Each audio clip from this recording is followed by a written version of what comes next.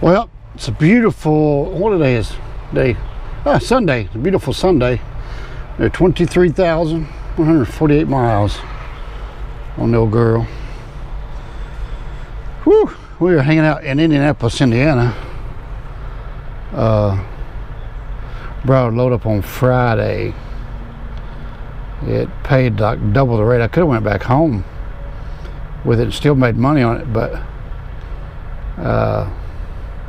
I chose to stay up here because I needed to get the truck cleaned up. There's things I can't do at home, you know, because you go home, you got to ride a stinking Harley and do the dating scene with your girlfriend, and you're busy working. I got trees to cut at home, but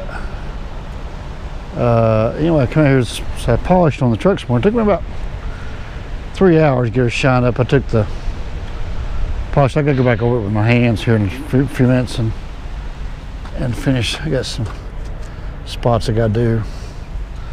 That's right, I forgot to raise the hood and get the top side, but anyway, yeah, she turned out pretty good. So she is clean today. I left you guys, my last video, I left you guys at the shop at Fitzgerald. Man, did that video spark some interesting, controversial topics. But anyway, let me show you my fuel tank right here. One guy was asking me what kind of camera I ran, so look at there. It is a GoPro Hero 4. See that fuel tank? It's like a mirror. Isn't that beautiful? It's just absolutely beautiful. But anyway, turn my lights on the trailer. So yes, this truck versus a glider. Well, I went to Fitzgerald 2 or 3 times, looked at them, talked to them, and I just didn't like those guys, man. I went to the plant, you know, and anyway, we're not going to get into all that, okay? So I chose this. Mainly what I was waiting on to come out was this X15. I seen Cummins, gotta say that right. It's not Cummins, it's Cummins. Debut that, I think, back in either late 16 or early 17.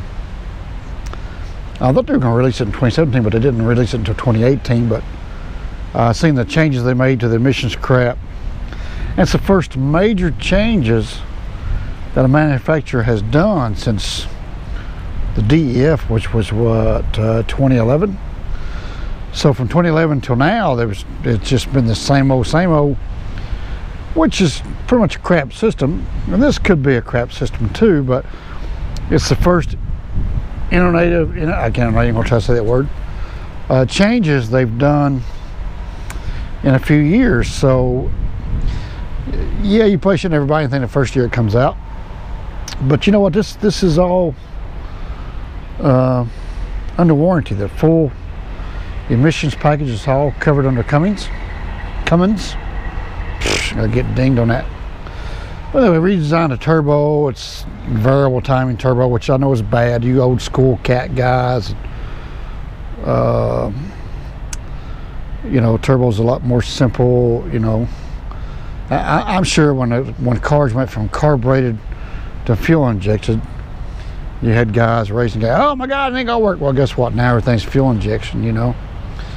And just like the E-log, that's another topic for another discussion, another video, I guess. But you know, things change, things progress. Go with the times, man. Adapt and overcome.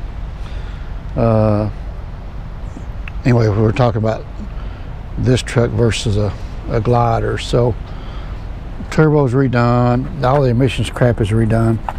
I guess I showed you guys part of it. Well, the thing was off. I should have took more time in it. But the thing was running, the shop guys would look at me like I was crazy. So anyway, I don't know much about this Cummins business. It's been a few years since I've had one out. Check that out, X15 Performance Series. Anyway, so the crank crankcase. I think that's it right there. It's non-serviceable crankcase filter. The other ones had a serviceable crankcase filter. The fuel pump is a new design, and something about dual. It pumps twice as much fuel. Air compressor on this one is redesigned.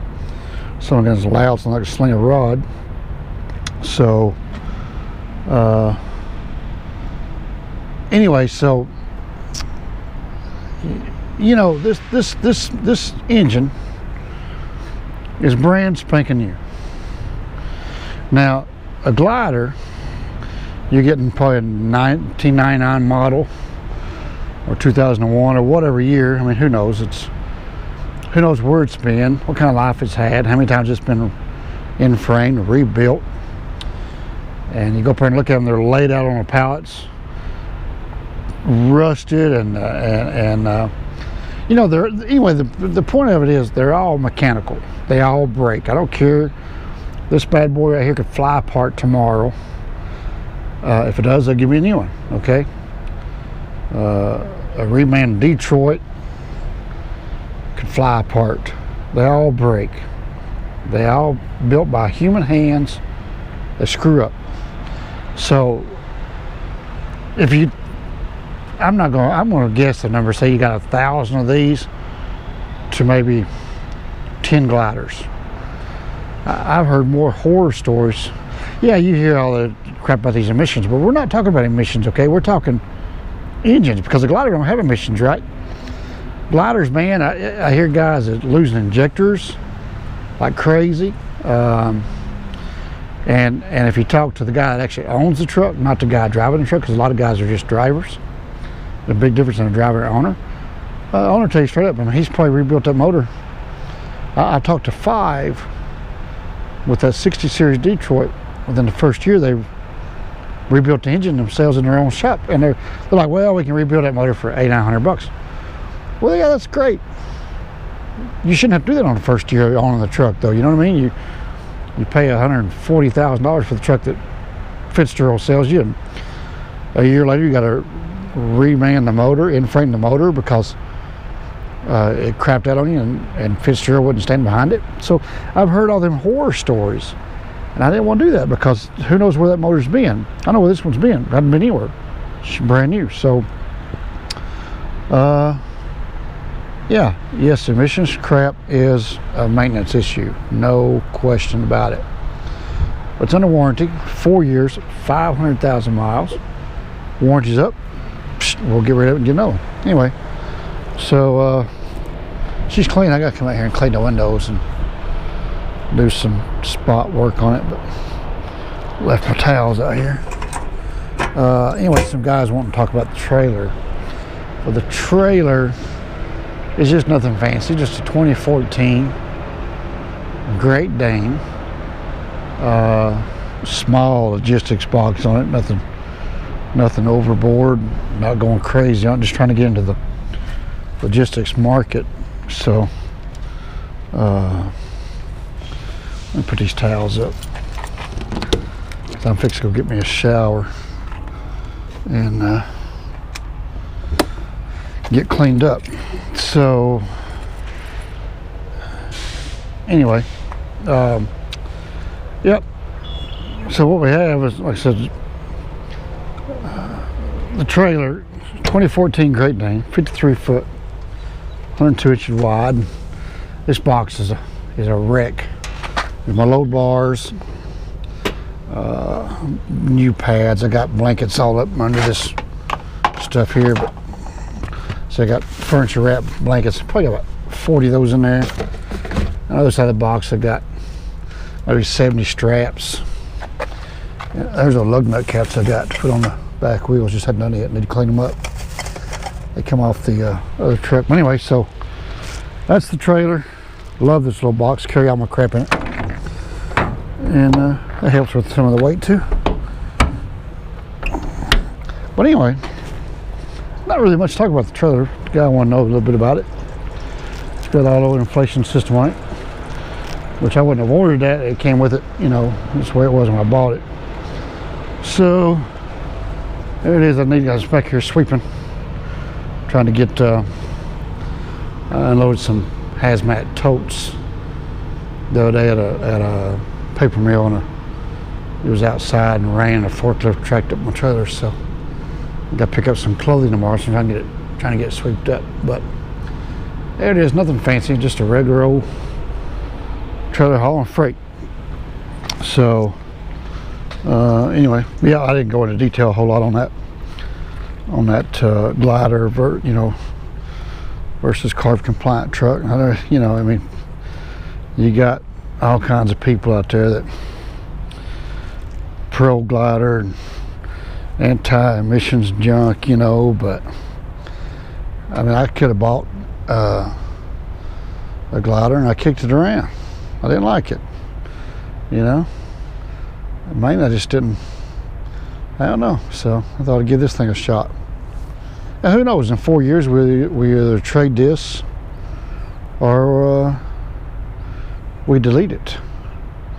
But I promise you one thing, I won't keep it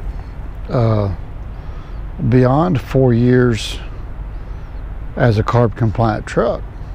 You just can't do it. It costs too much to maintain it.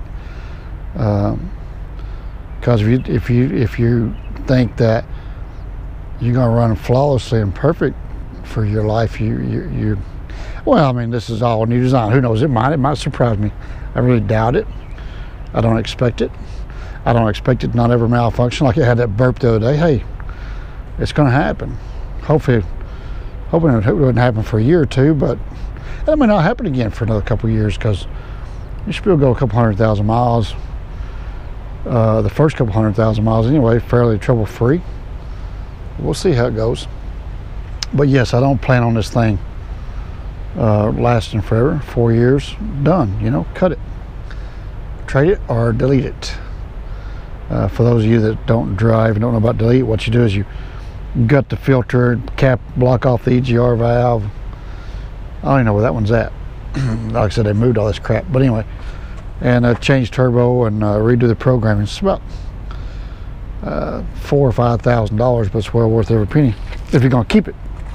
Then you can't go to California no more, but who knows, man. 4 years we might be driving around in all electric powered, battery operated trucks.